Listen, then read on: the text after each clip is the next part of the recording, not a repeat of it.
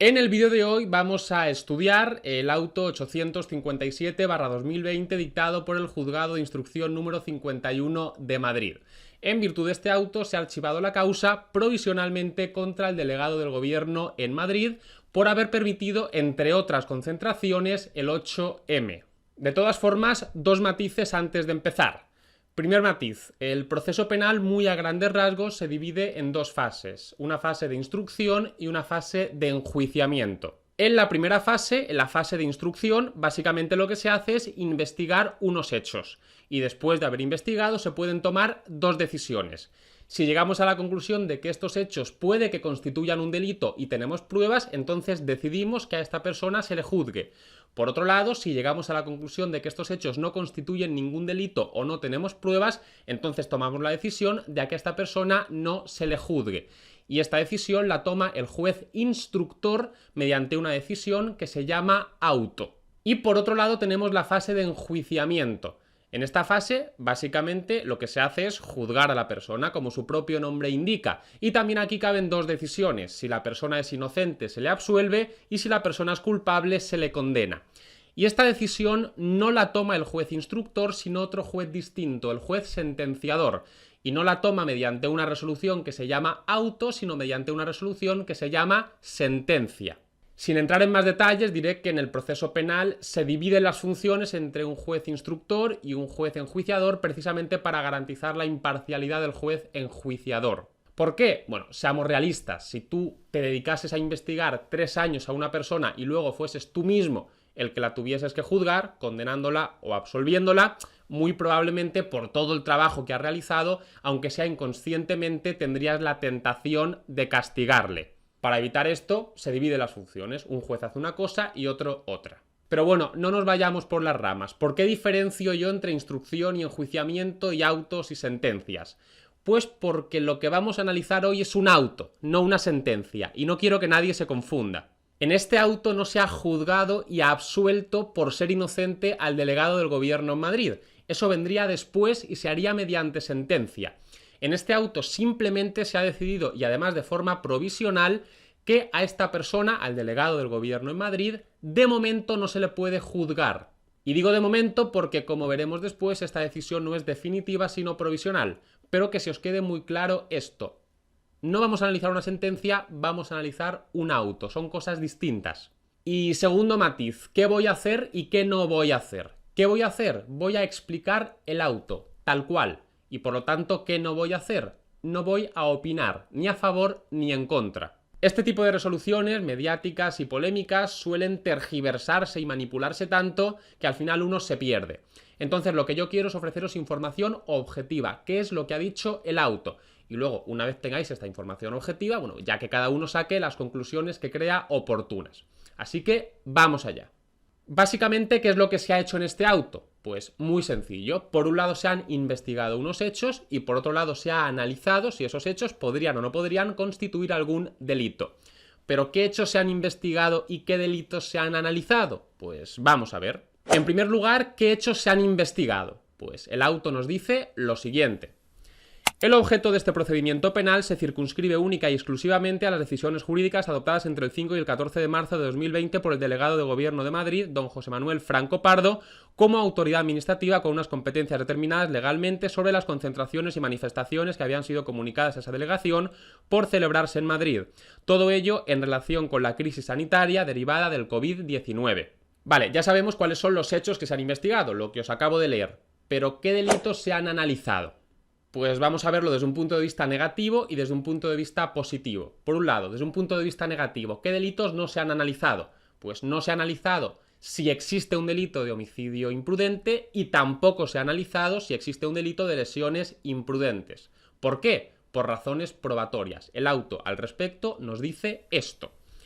Desde un punto de vista médico no puede acreditarse la relación causa-efecto con carácter exclusivo entre la asistencia a concentraciones, manifestaciones y el contagio. Dicho de otro modo, el contagio puede producirse por el mero hecho de coincidir en el ascensor o por ir en transporte público, también por ir a la manifestación. En definitiva, no puede acreditarse cuándo tuvo lugar el contagio. Para poder imputar las lesiones o el homicidio imprudente sería necesario que no hubiera otra alternativa posible de contagio, que el hecho de haber acudido a la manifestación que no fue prohibida por el delegado del Gobierno en Madrid.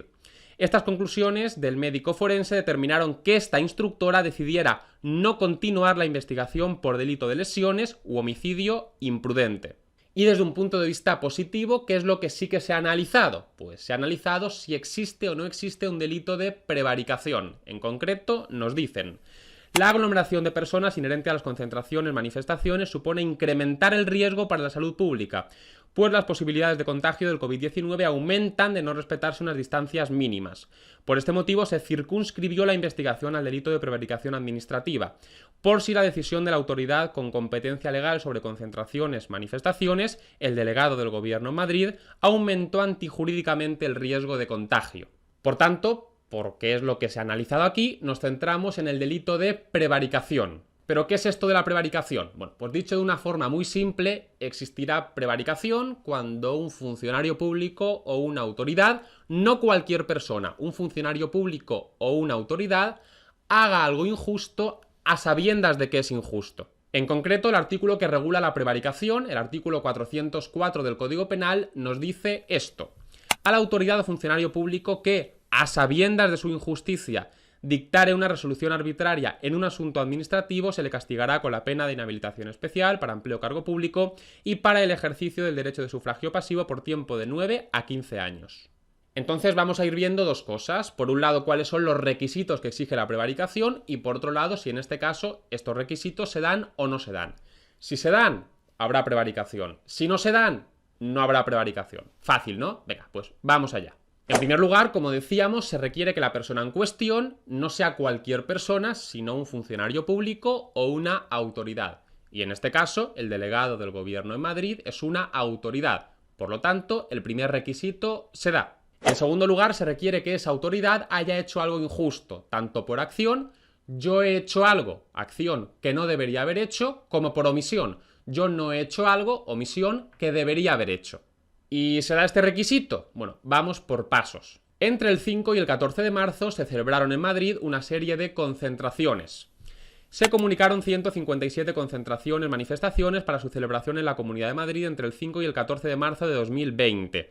De todas las comunicadas, finalmente se celebraron 130. Según la juez, estas concentraciones implicaron un riesgo para la salud. Así señala lo siguiente: las concentraciones y manifestaciones, especialmente las multitudinarias, celebradas sin exigencia de precaución alguna, llevan implícita la proximidad física de los participantes. Esto, por obvio, creemos que no exige mayor explicación.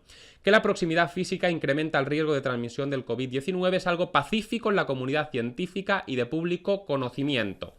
En definitiva, indiciariamente la celebración de manifestaciones y concentraciones de marzo de 2020 incrementaron el peligro de contagio y por ello fueron un riesgo cierto y seguro para la salud pública. Esto no es óbice para afirmar simultáneamente que no puede acreditarse que con ocasión de las citadas concentraciones, manifestaciones, exclusivamente por haber acudido, se produjera un concreto contagio. Vale, siguiente paso. El delegado del Gobierno en Madrid podría haber prohibido estas concentraciones o podría haber exigido medidas de prevención, porque es su trabajo. La prohibición de concentraciones, manifestaciones o las modificaciones para el ejercicio de este derecho fundamental es competencia del delegado del Gobierno. El delegado tenía un elenco de medidas que podía adoptar en su resolución, desde las más contundentes, prohibición, a otras que lo son menos, como por ejemplo mantener distancia de 1 metro entre los manifestantes. No obstante, el delegado del Gobierno, aun pudiendo, ni prohibió estas concentraciones ni tampoco exigió medidas de prevención. Sin embargo, en ejercicio de las competencias que por ley tiene atribuidas y en la horquilla temporal que nos ocupa, el señor Franco mantuvo una permanente inactividad jurídica en relación con las concentraciones, manifestaciones y el COVID-19.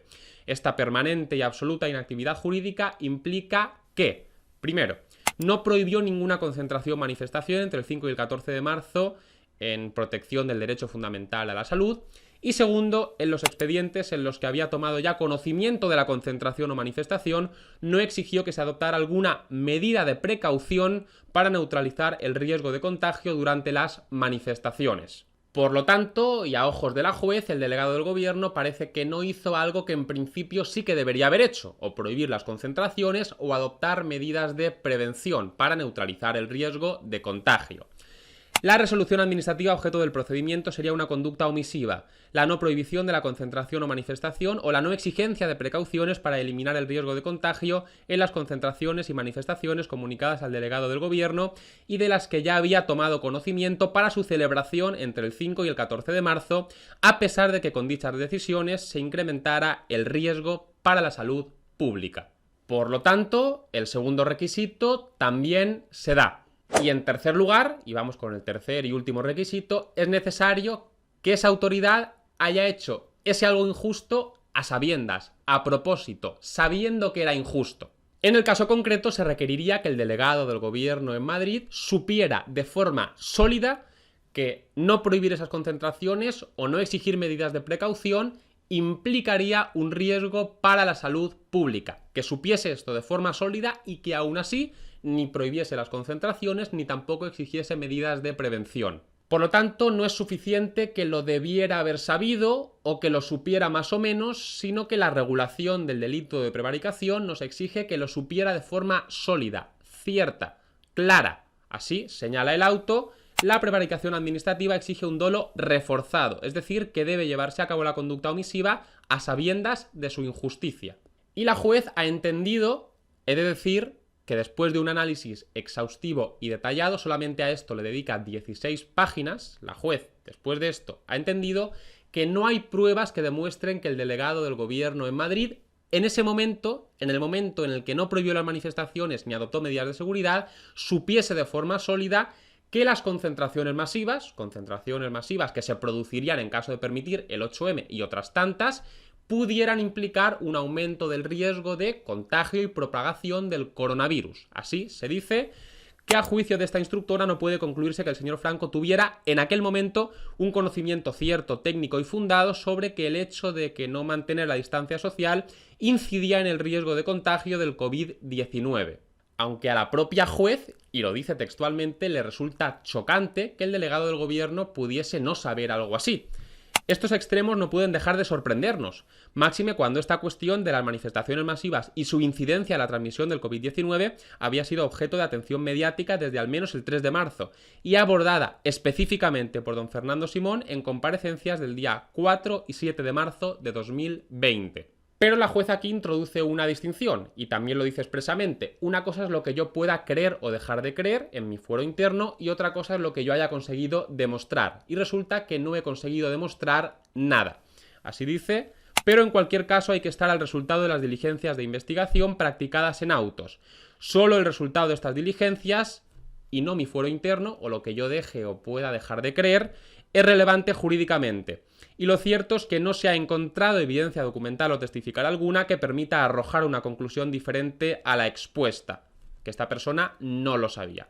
Y por lo tanto, a ello nos atenemos.